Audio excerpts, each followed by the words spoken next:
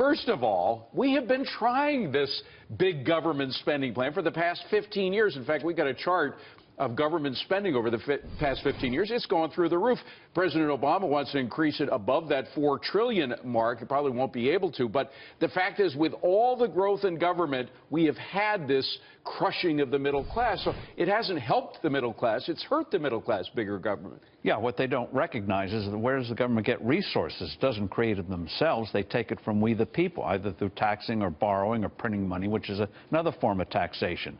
So they take these resources out of the economy, waste them, and so we have less capital to spend. They also put in the way regulations, which is another form of taxation, which also slows the economy, especially small and new businesses. And just like spending on government, the regulations have a tendency to squeeze out the little guy as well. Look at Dodd-Frank. We have more greater concentration of the big banks now than we did before.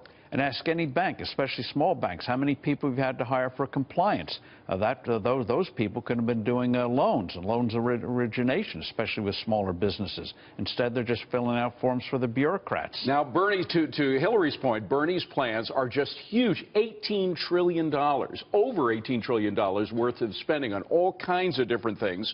He seems to think that the American dream is really about government handouts rather than freedom.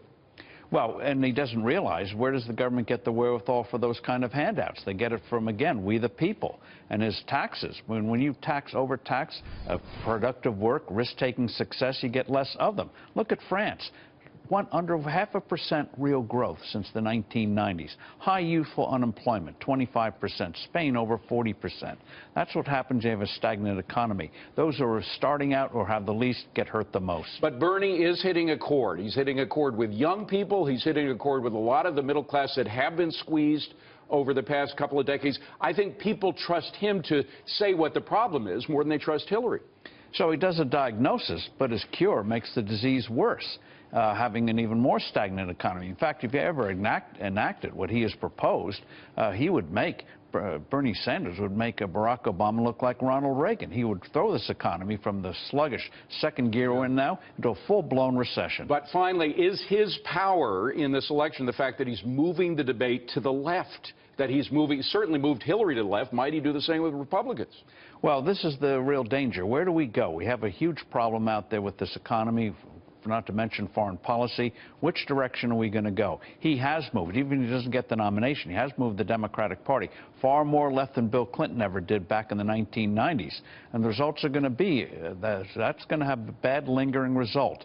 And so the key is, can the Republicans get that positive Reagan-esque message and lead with growth, lead with tax cuts and deregulation, curbing spending, wasteful spending, and a stable dollar? But they haven't done it yet.